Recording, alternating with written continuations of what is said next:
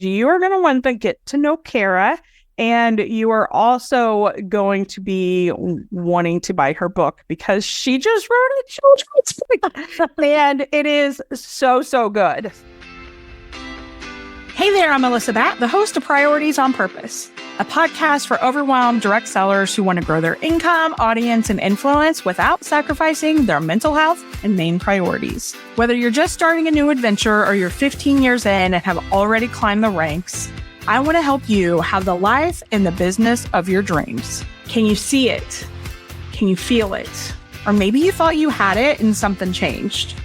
Whether you have your entire dream mapped out or have completely given up on all the possibilities, I'm here to remind you that God is bigger than the little box we put him in.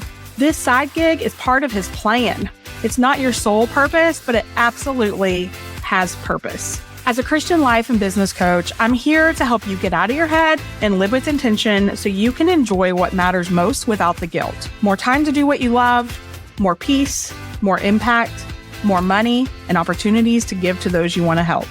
I promise to be your hype girl, business bestie, and biggest cheerleader as I share proven and simple strategies that will be sure to help you live a fulfilled life with a strong, sustainable business. Are you ready to stop chasing all the shiny things and get laser focused? Put your earbuds in while you're cooking dinner or folding out laundry, and let's get to it, friend. This is one time when multitasking is actually going to be beneficial.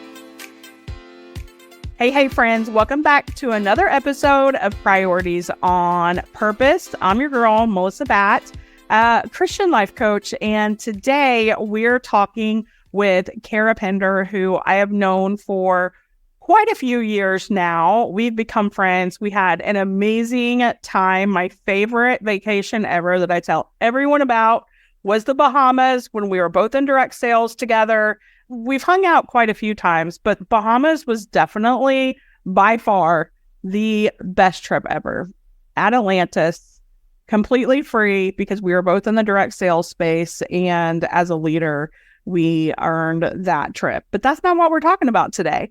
Today, we're actually talking about overcoming obstacles, doing hard things, and also how Cara got from who she was to now being a published author because she just wrote a children's book. I have the book here. It's called The Tooth Fairy's Stars. And I'm just going to say in the beginning, I want you to know that I bought the book, of course, because I wanted to support Cara. I'm a cheerleader for anyone who's doing big things, and writing and publishing a children's book is definitely a big thing. But I then read the children's book and I loved it so much. Like, it was so different. Like, I thought it was just going to be this like little children's book. It was like, oh, the tooth fairy. I was scared to lose a tooth. And then, the tooth fairy, blah, blah, blah, like the normal story of the tooth fairy. And it wasn't. Like, it was so good and I loved it. And so without further ado, welcome, Cara, to the podcast. And she's so cute. For the record, we prayed before we started recording because I really wanted to challenge Cara.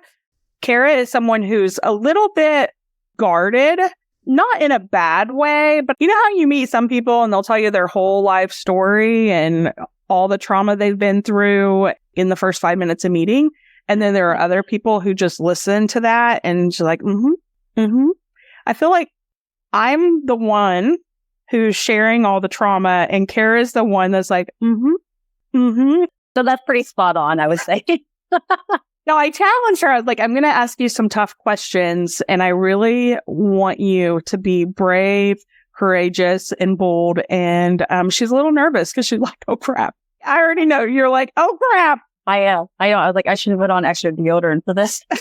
It's going to be a very productive conversation. One, for Cara, also for those who are listening, because I want to let you in on some of the things that could potentially be holding you back. And so I want to use this conversation, obviously, to talk about her book and that whole process and tell you to go get the book. Cara, you live in Montana. Tell me a little bit about your family. Talk to me a little bit about that. Your husband, kids, what you've done, how you got here. So, born and raised in Montana. I'm a fifth generation Montanan. So that's pretty cool just in itself to say, like, my great grandparents came from Finland and now we're all here. And I've moved around a bit, but I just have a soft spot in my heart for the big sky countries. And if you haven't been to Montana, that's the other thing, is the sky is huge here. And I don't know why that's a saying, but it is true. Like, I've been all over the United States and the sky is just different here. So that also kind of is another reason why we have such a love for the sky and the stars here, because you can see them almost every day of the year. I have been married for 15 years and I have 2 kids. They're 8 and 10 now. The story developed about 3 years ago. I really wrote this story 2 years ago. So they're moving and changing in their lives, but they still absolutely love it, which is a question I always get, is like, are your kids so sick of the Tooth Fairy? And they are just still so excited. Like, I get to go read this book to my kids, kindergarten through 5th grade class all at once Wednesday. And my son's like, can I read it? Like, he's 10. He's a 10-year-old boy. And he was like, can I read this? Can I be the one who reads it? You know what I mean? So, like, that's pretty cool that they're not like, please stop talking about the Tooth Fairy. And then as far as, that's another question I've been getting a lot, is, have you always been a writer or have you always wanted to write a book? And there's a lot of people who are like, oh, I just always wanted to write a book. And the answer to that is no. I don't think I was ever like on this search to write this perfect book. But what I did find out for myself is, you know how like your parents will be like cleaning out their storage unit or whatever, and they give you a box of stuff and they're like, here, this belongs to you now. And you didn't even know it existed. And so I was going through that. And when I was 14, I was writing. And at that point, it was kind of diary entries or like what we were traveling for or where we were going to. But like, I started writing then, and I've just always been writing since, but it was never writing for necessarily a purpose. It was writing because I had this really great idea or I had a thought, or just, I like pen and paper. I like to put those thoughts down. But the reason that this book came about is because children have lots of questions. And I think that was where, like you're saying, like God puts us in a path. And there was this point where I was like, I think I need to write this down. But it wasn't like, I need to write this book. It was, I want to write this story down. So that's where it started. I want you to know that you are one of the most driven people that I know. And you have like just this ambitious spirit that you're going to figure out. Like, I'll never forget when you were, I think on the flight, you were reading a John Maxwell book or something. And I like, do you remember that moment? I was like, I almost nerded out. Like, you're reading John Maxwell? Like, I had 3 hours and my kids weren't with me. So yeah, that is the perfect time to read. I know. But like, to me, I was like, oh my gosh, like, I mean, I thought that was really, really cool. And it just shows like just the ambition and drive that you have. Like, I feel like if you're reading a John Maxwell book, you obviously recognize that personal development is a thing, and you're probably a lifelong learner, I'm assuming, and you're willing to be open to change for the better of your life and your family. You're also, well, you might be scared, but you are willing to pivot. So that's something I would love to kind of just spend a couple minutes on, like some of the pivots you've made and the fear of making those pivots and how you made that decision, even though you may have been afraid. Honestly, this is kind of random, but as you were speaking, I was thinking, I don't know if it's a quote or if an elderly gentleman actually said this to me, but at one point I remember somebody telling me, if you live 75 years doing the same thing, did you really live 75 years? So I feel like every time I've hit a roadblock and it's like soul crushing, then you have to kind of go, okay, so if I was going to continue doing that over and over again, would I really gained from that, or would that really have been the life that I wanted? So, I mean, that's like a simple. Would you say that your mindset is that you are always willing or I don't want to say always, but sometimes like we may hesitate or we may be like, nope, not doing that. But eventually we come around and we're like, fine, whatever. I know this is what's best for me. So would you say that you've always had the mindset of going deeper? Definitely. Because I don't want to get too ahead of myself and then it not work out, because I don't feel like you should tell everybody all of your biggest plans. But as soon as this book got published and it was actually real, I was like, all right, I'm ready to start the second one. And then I was like, I want to take more classes so that I can start doing chapter books. So it wasn't like, oh, I did it. It was like, okay, now we can move on. And not that I'm not enjoying every step of it or taking this section of life for granted, but I have a lot of living to do, and I think time is limited. So at the same time, though, what I have realized is that those who are like you and like me, we struggle with the celebrating of how far we've come and actually taking a minute to pause and be like, oh my gosh, this is a thing. Like we literally, I think, blink and it's like, what's next? So I guess to answer your question a little bit more on the side of like, how did I get here, or a little bit more about me, I feel like I'm really, really happy where I'm at. And it took a long time. And there was definitely a point where I was like, I'm almost 40. I really thought I'd be farther along than this. But I also have come to the conclusion that I'm really grateful for where I am. And that took a lot because, I'm not a college graduate. Everything I've done has been through taking classes. I did hair for a long time, and it was just like I did a lot of things that were maybe getting me to this place, but I was never really sure where I was going, I guess. That you were willing to continue moving. Yeah. And whatever that step was, like, okay, I don't really know where I'm going, but I feel like this is what I'm supposed to do, so I'm going to do it. It sounds like you have trusted the process, even if you didn't know the end game, or only God knows. So how do you make a decision to decide to say, yes, I'm going to do this? You were a hairdresser. Do you still do hair? You're not a professional, career-driven. Okay, so, and then there probably were things in between this, but from there, then I know there was the direct sales space, and you were in direct sales and a leader. How long were you in? I was in direct sales for 10 years, but I was a leader for almost 5 years. Talk me through quitting hair. Obviously, anytime you're doing something like that, like it costs money, right? Like, yeah. And then like, that's what you're known for. So how do you make a decision regardless of other people's opinions? And especially if you have the people in your life that's like, let's play it safe. Like there are some people, do you have those people in your life that's like, I don't know that this, like they do it because they want to protect you. Like my mom always is wanting to, she's like, I just don't understand. Why would you want to add something else to your plate? You're already so stressed out and you have so much going on the way it is.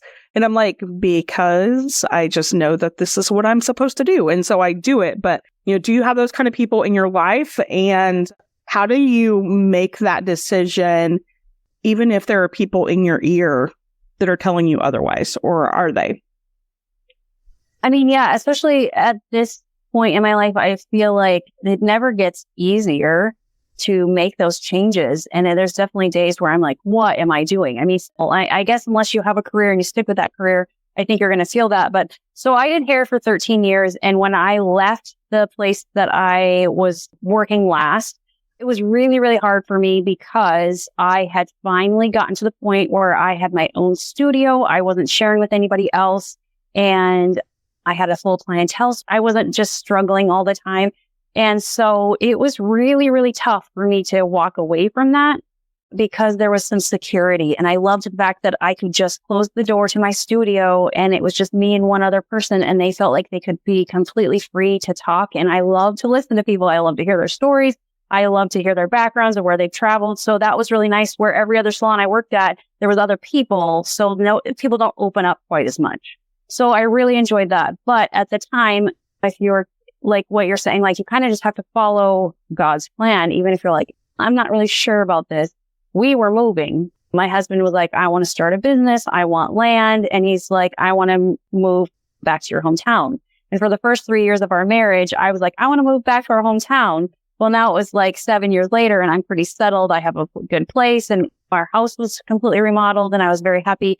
And then he was like, all right, it's time to move. And so that was hard. So then at that point, I didn't want to start back over. I didn't want to sit at the salon and wait for people to walk in. And I had a 2-year-old and a 4-year-old. And at that point, that direct sales company really took off for me. And so I felt like I could walk away from hair, still have something that was mine. I could work from home and be with my kids. And so it was like the best of all worlds. But with everything, I guess time or God just says it's time to move on. And so things kind of fizzled and there was changes in the company and it just felt like it was time for me to go. And again, I was like, all right, well, what do I do? And this is where I got really vulnerable is because I had big plans. I was in the company as a leader, but I wanted to be much bigger. And so that really took me a long time to be okay with, a lot longer than it was almost like I was mourning that position because it was such a big part of my life.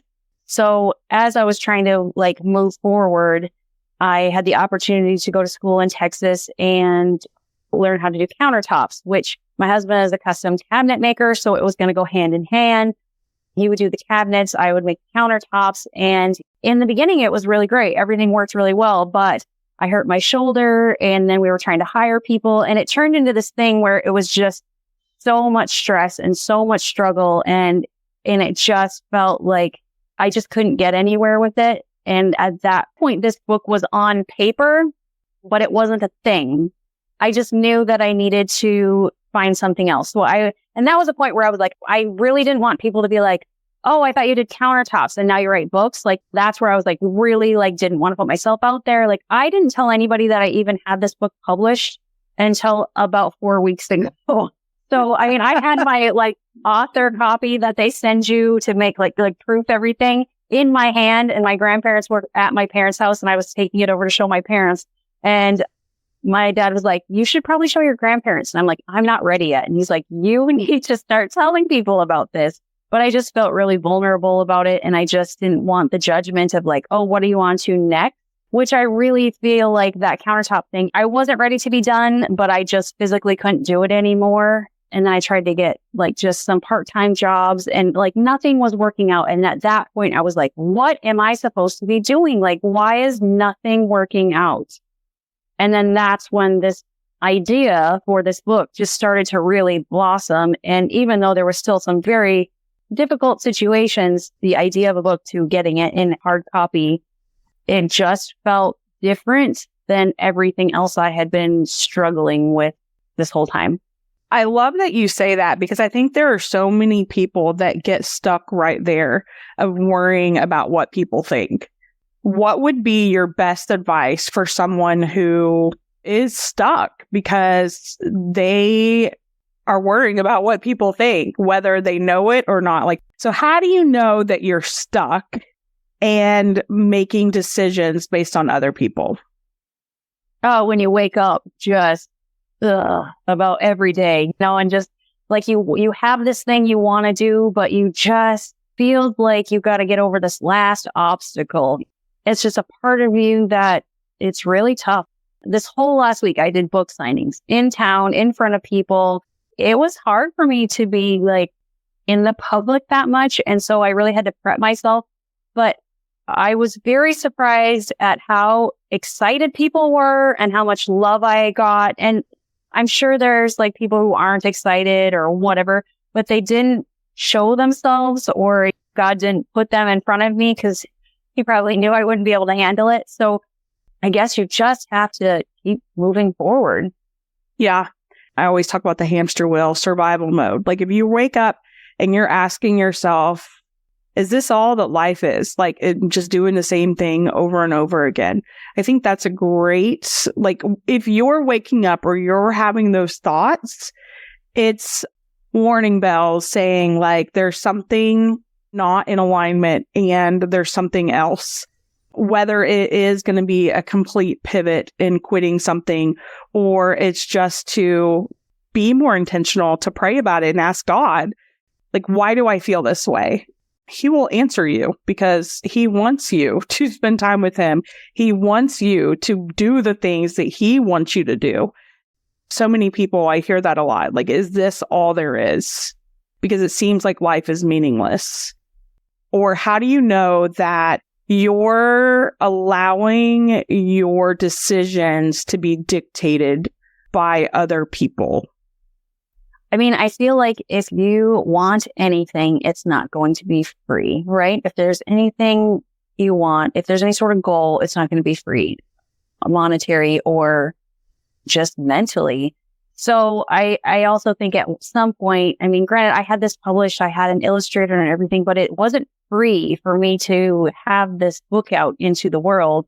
And so, and I'm pretty frugal. So at some point I was like, well, you're invested, so you better go. So, I mean, and so you invest in yourself. And if you don't put yourself out there, you'll never know. Yeah, I think that's definitely going to be helpful to someone. There was a time when I almost let my kid quit school because he had answered all the questions correctly. Then it was like, okay, I asked myself, like, why am I hesitating with this decision? And the only thing I could really come up with at that exact moment was what people would think. Like, what would people think if my kid quit school? What would people think if I said, okay, you can quit school? Now, thankfully, I realized that while he was answering all the questions correctly, his mental state was not in a place where he should be making extreme decisions like that. So I could put the halt onto the whole thing. He didn't quit school. I didn't let him, but I realized that mentally and emotionally, his feelings of depression or anxiety was dictating the decision. And so in that moment it was like, okay, you can't make a decision when you're in a state of serious depression. To quit school is very extreme. And so we're not going to make that decision. But before I realized that, really the only thing I could say, I was like, what would people think? And that's not a reason to make a decision. I mean, and maybe more so for women, I'm not sure, but it's always in the back of your mind. Yeah. You can still do it anyway, right? And you obviously have, even if you kept it a secret until it was done. That's hilarious to me. I can't imagine being able to not tell people about it because I'm the one that exposes everything that I'm working on or doing or feeling or gone through or whatever. Okay, so I have some questions for you that I wrote out before we got started. So what would you say is one of the biggest obstacles you have overcome in your life that could have taken you out but didn't? The word almost. Okay. So if you are familiar with the series, The Middle, there is a girl on there, Sue Heck, is the almost. You almost make the team in high school. You almost. So there's been a lot of almost. Even with my direct sales, I almost made it, but I didn't really. So that's kind of an obstacle that I feel like I've always had is the underdog situation. Or even with this book could potentially be one of those things where you almost made it. That's it's always in the back of my mind because it's always been my situation, coming in second or third or almost making it. So it's a lifelong obstacle that I think almost pushes me to keep moving forward. And it also is something that's in the back of my mind telling me not to move forward. So it's kind of terrifying. Is this going to be another one of those times? I mean, I'm so goal oriented. I love to write down what I want to accomplish, my 5-year plan. And I don't know why. It's just ingrained in my DNA that that's how I'm going to work. And so, for example, with direct sales, it's I almost got to where I wanted to be before it resolved. And just those things that it kind of stabs you a little bit. But how do you flip the script on that?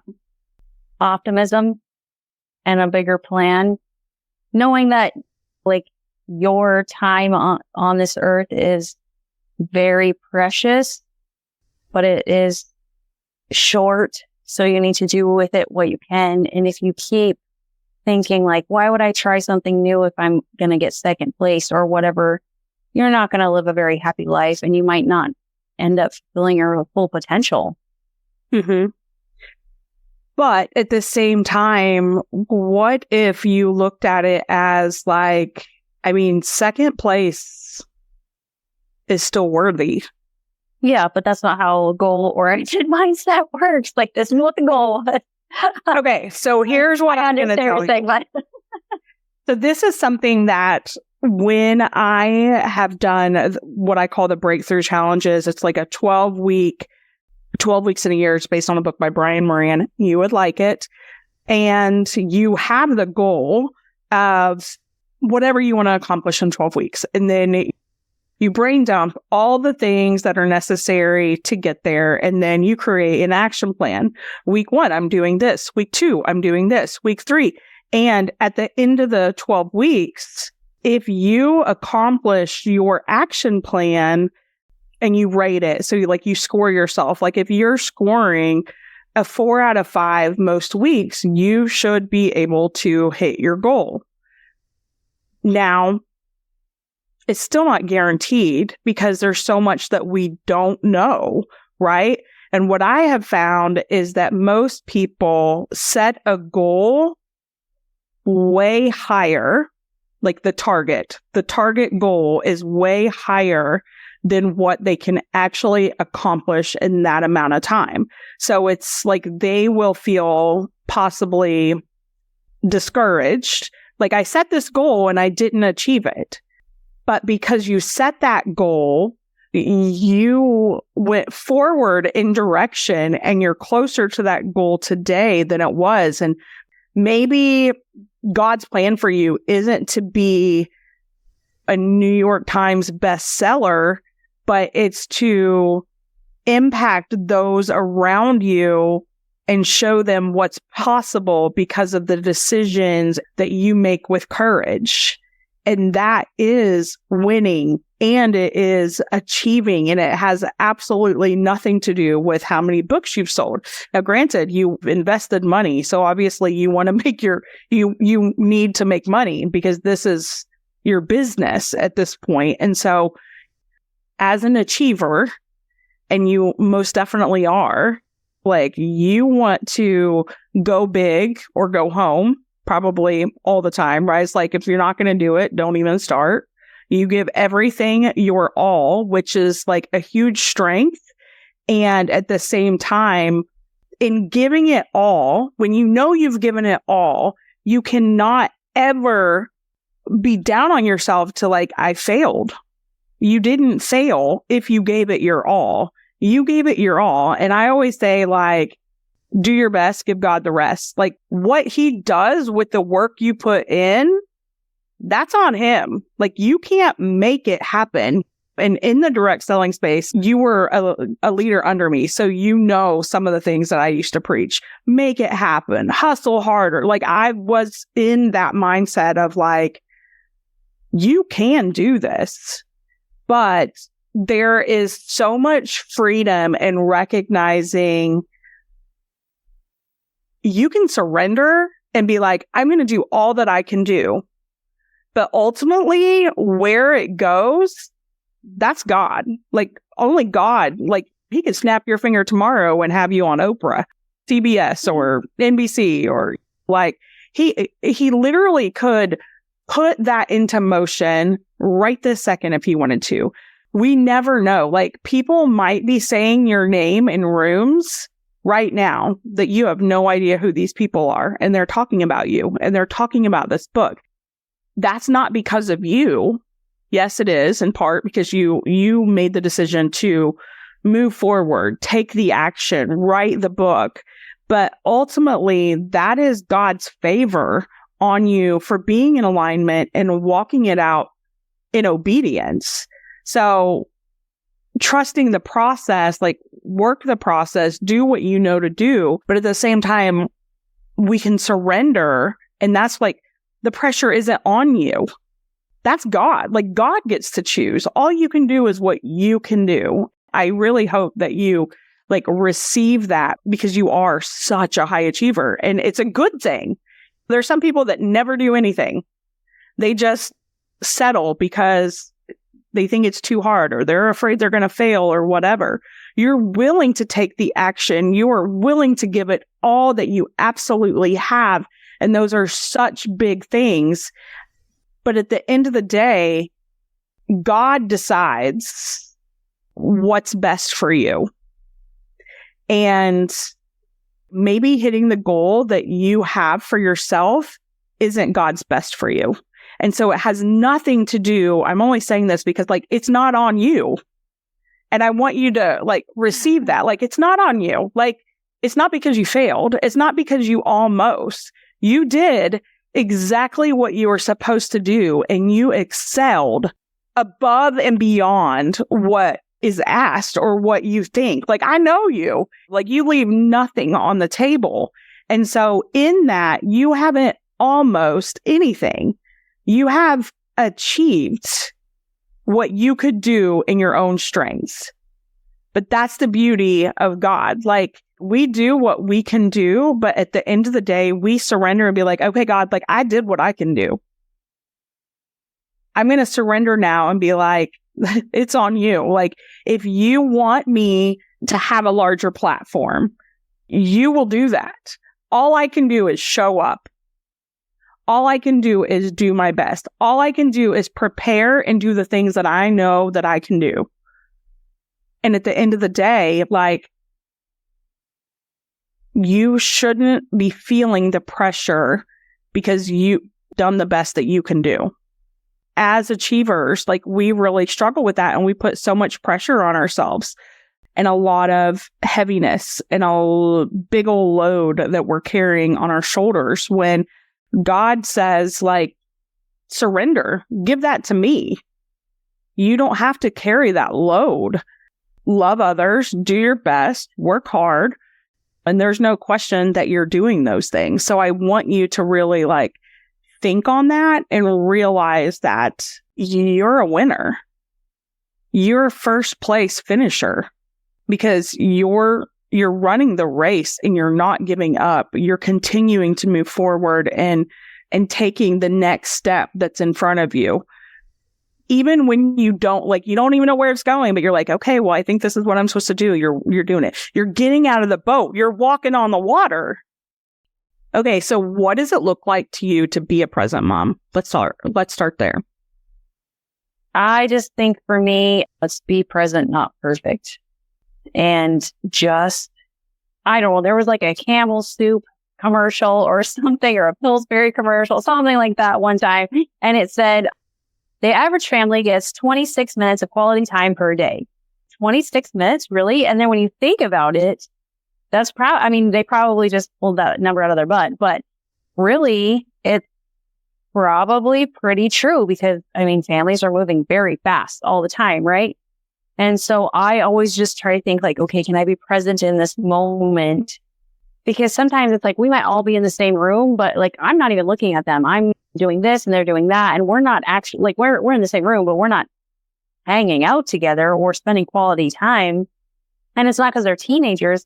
It's just how I think life works. So I just try to find at least a few minutes every day to just be present with them and with them separately. Like, and it kind of goes back to, we are not the best about it right now because both my kids are in sports, but like even just reading a story, they're getting to the point where they both can read very well on their own, but it doesn't mean that they don't like listening to somebody else reading to them.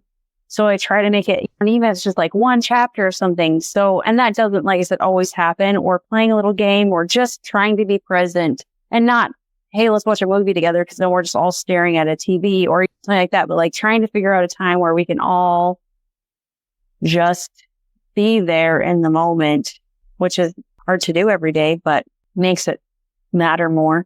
I love that. I know for me, bedtime was, I remember talking to my therapist about this, like, I am done at a certain point in time. Like, and I really struggled with this, knowing how beneficial it was. I just felt so much guilt because I knew how beneficial it was to do bedtime with my kids because it was my most favorite time of the day. Like, I would talk to them for hours, which was my struggle because I loved it so much. And we could talk about, like, I would just keep on talking and I would receive so much from that. And I would be able to pour into them so much. But I also recognized that I was tired and I didn't want to spend 2 hours at bedtime putting them to bed because we were talking. And I remember just talking to my therapist about that. I'm like, how can I do this well, but also not spend 2 hours doing it, or like figure out a different way to, like, I don't know. I think as moms, we're always super hard on ourselves. And I wanted Eric to do bedtime because it was easier.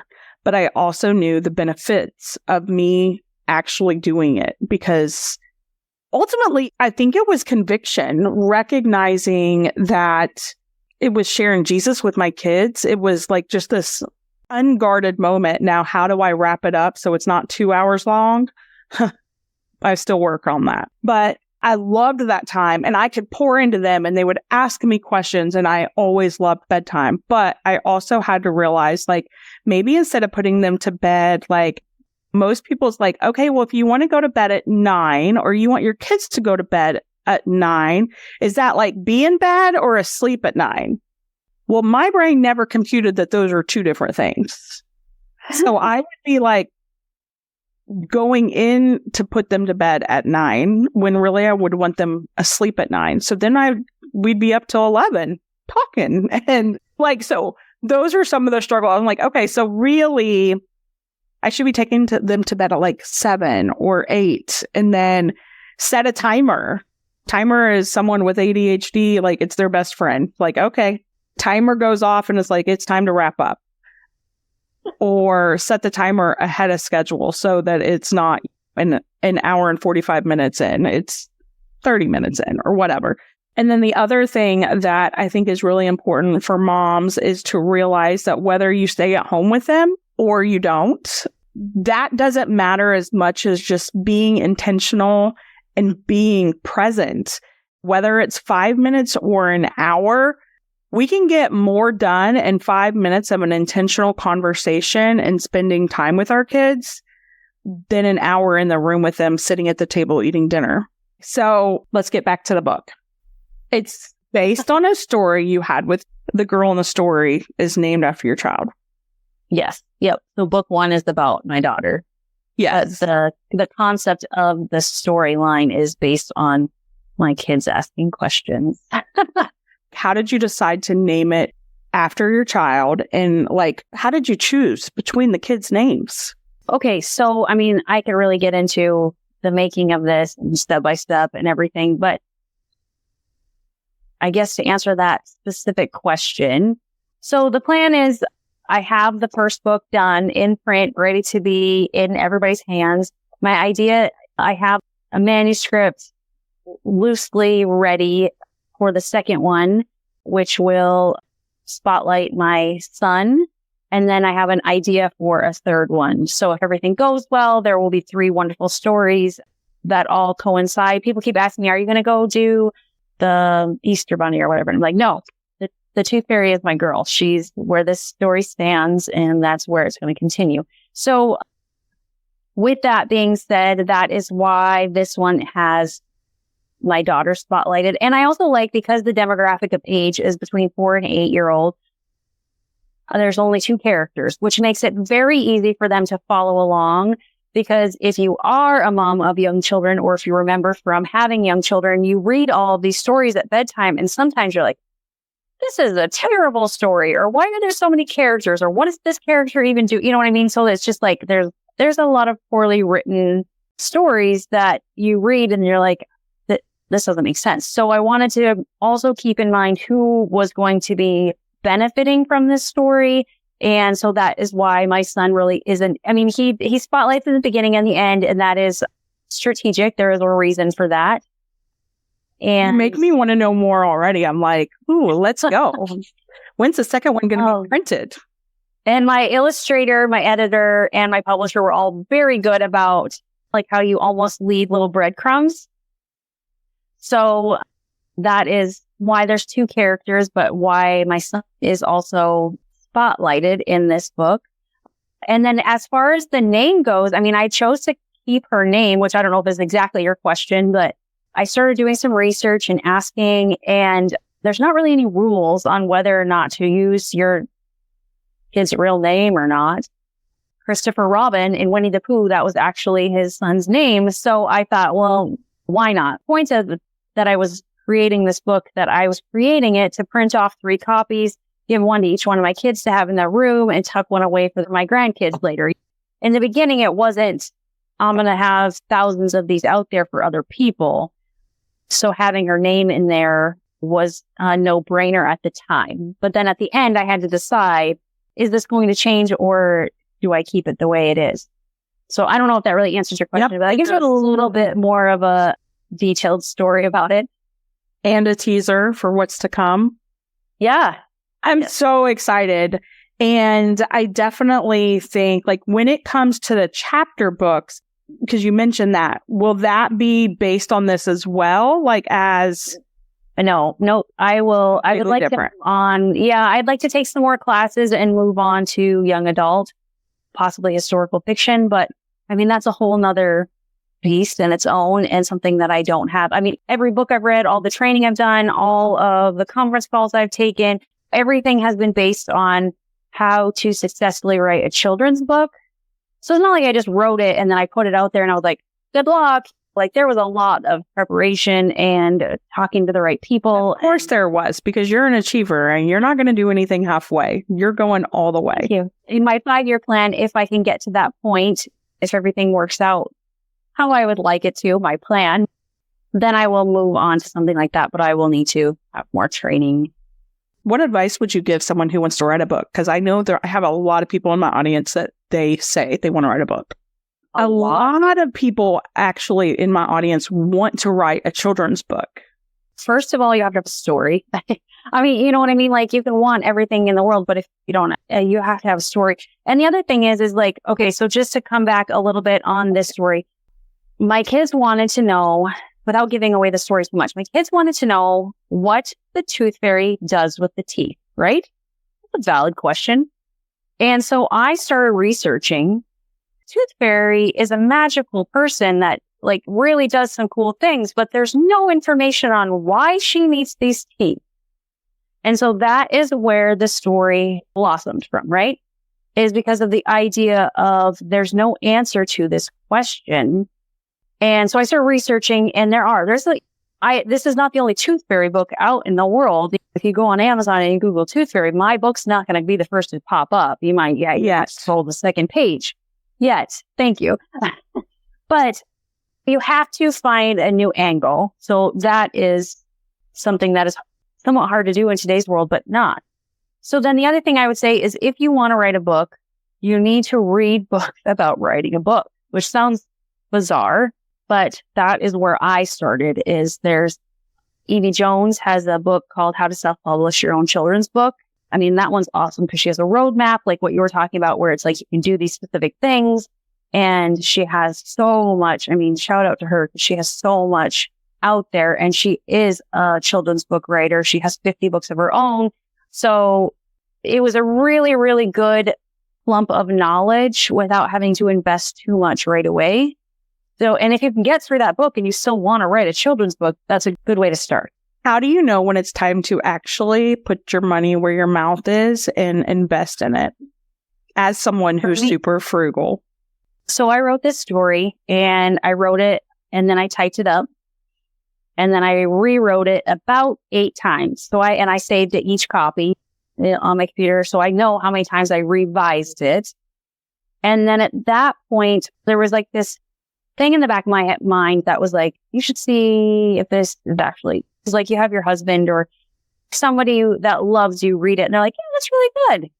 but they're supposed to say that, right? Like, they're not going to tell you like, that's garbage. I mean, maybe they are, and then maybe you should not be in that toxic relationship. But I decided that whether I printed 3 copies or 3,000 copies, I wanted to get it edited. So after reading that book and having like a manuscript, I decided, for like $100, you can go on to readsy.com and you can hire an independent, like a freelance editor, right? And you can put in what you're looking for and really narrow it down. And then you send manuscript and somebody will say, yeah, I'll do it for you. So I found somebody who would edit it for me. And so he really helped me like so much. For $100, it was the best $100 I spent. It might have been a little bit more than that, but it wasn't an extreme amount of money. Like, I felt like, okay, if that's all that I spent on this, I feel like at least my kids won't be like, this is terrible. At that point, he said, I think you have something here. You should look into pursuing this. What were you going to do with it? And so we started writing back and forth by email or like on their app or whatever. And he wasn't gaining anything from telling me what to do with this. I had already paid him. He'd edit it, shook my hand. Thank you very much. But he said, you should really look into this. He said, I have edited a handful of stories about Santa over the years. And I think he has like 30 years experience. And he said, but this is my first Tooth Fairy one. And I really think you have a good story here. So at that point, that was like the pivotal moment for me where I felt like it wasn't my parents telling me that I did a good job. It was somebody, and he's in New York. It's not like he's even local. It was like somebody legit in New York who does this for a living said, you should pursue this. And that was the moment that I was like, okay. And then there was like tons of times going forward, we're trying to find an agent and a publisher where it's just like knocking you down over and over again. And you're like, are you sure? But there's definitely a few times where it was like throwing the towel up. But to kind of circle back to the question, read about it. And then if you want to start investing, start with an editor. Because if you're going to send your manuscript to 24 agents or publishing houses, it needs to look nice. Even though they have their own, you don't want to send that and then them have to do work on it right away. However you go forward, I just think that would be my opinion. We're going to put the information in the show notes of the book that you mentioned that was really helpful for you, that kind of laid out the roadmap. And then the editor information. Is that an editor for all books or just children's books? I would say you would just put readsy.com. They have freelance editors there. That was one of those Google things where you start researching and then you go down a rabbit hole and then you finally find something that's actually going to be helpful. So, yeah.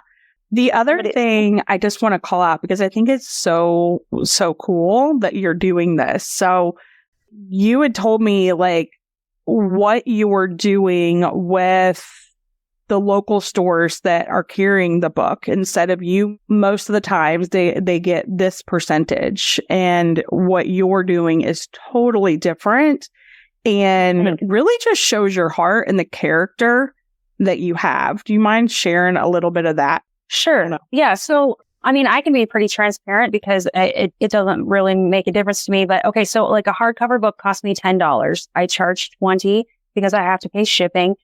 So like the stores here in town, I said, I will split that $9 with you. I'll take $4.50 and you'll take $4.50 because that small business, they're willing to hold my books in their store, hoping that they'll sell some, and they need to make money as well. So why not partner with them 50-50? And then also, if they do have them on their shelf, I will give them a shout out on my social media at least once a month, as long as they're carrying it. And then also I made sure that my publisher, who also was so gracious to help me with my website, so I didn't have to do it all myself, he made a button. So it says shop local. So if you go to carapinder.com, you can hit shop local and it'll be in the drop down of where you can pick it up. Granted, right now I'm at the point of like, where can I have it locally? But I mean, like if you're in Pennsylvania and it's in a store local, I would love to be able to put that as a drop down, because how cool is that? So, okay. So that's what I didn't know, if that was just local to Montana, but you're saying like here in Corbin, Kentucky, if I know someone who would carry your book, you would do a shout out for theirs and it would be on your website. Yeah, because I mean, like a bookstore or I mean, any sort of gift shop, but especially a bookstore. I mean, that's a tough place to be. But have you ever been into a bookstore? It's magical, right? There's just something about them and they're all different, but there's something that's the same at all of them. And you can just get lost in there. I mean, even if you're not into reading books, it's still just a cool place. So Yeah. I live right outside of a town and the whole county has 2,500 people in it. So it is tiny. So we have a library, but we don't have a bookstore. But there's a couple of little shops that have maybe some kids' clothes or they sell toys that this could fit into. So, I mean, the demographic is like, if a grandma needs to get a gift, could they pick up this book and a little outfit? You know what I mean? Or something like that. Like, I just think how cool it'd be to have a drop down and a shout out of these small businesses across the United States that are just like, hey, thank you so much for having this. And maybe I don't live in your town, but if I'm visiting, wouldn't it be cool if I could stop in there and be like, oh, I can pick up a book? That's so awesome. Well, thank you so much for spending time with us today. I just love you, and I'm going to be a cheerleader for you forever. Your young adult books, your children's books, cartoons or outfits, costumes. This would be a really cute Halloween costume. And I want you to know, like, when I shared this at the very beginning, like, I bought the book to support you. But I read the book, well, one, because I wanted to support you and know what I needed to talk to you about. But I kept reading it because it's such a good story. So I don't think it's just a good book for kids. I think there are some books that I have read my kids. I've only wanted to read to them one time because it was so boring. You know what I mean? But there are some books that I absolutely love reading to them.